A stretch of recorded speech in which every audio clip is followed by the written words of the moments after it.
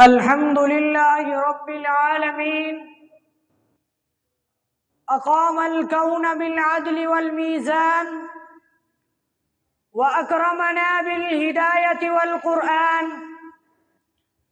أشهد أن لا إله إلا الله وحده لا شريك له القائل في كتابه وما جعل عليكم في الدين من حرج.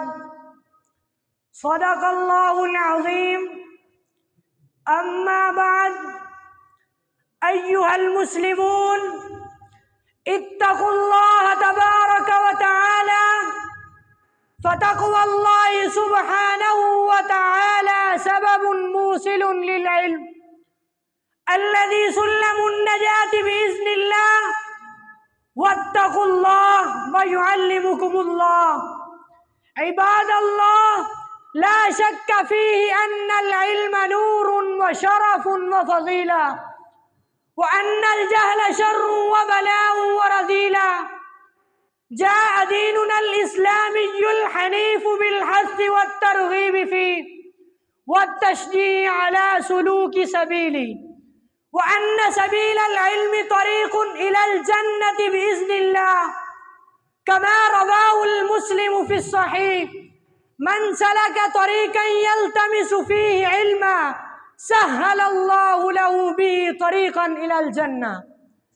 أيها المسلمون، اتقوا الله تبارك وتعالى، ويا من حملتم أمانة التعليم والتربية لفلادة أكباد المسلمين، اتقوا الله فيهم واعلموا أنكم مسؤولون عنهم أمام الله، فكونوا خير قدوة لهم ومثلا أعلى في الخلق والاستقامة، واعتنوا بتربيتهم تربية إسلامية، ورتبوا مناهجهم مبنية على الكتاب والسنة لتتحول المدارس والمعاهد والجامعات إلى صروح خير وهدى وميادين توجيه وتربية.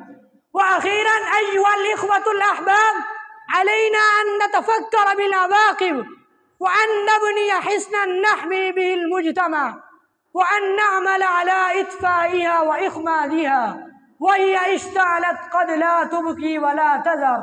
أقول قولي هذا وآخر دعوانا أن الحمد لله.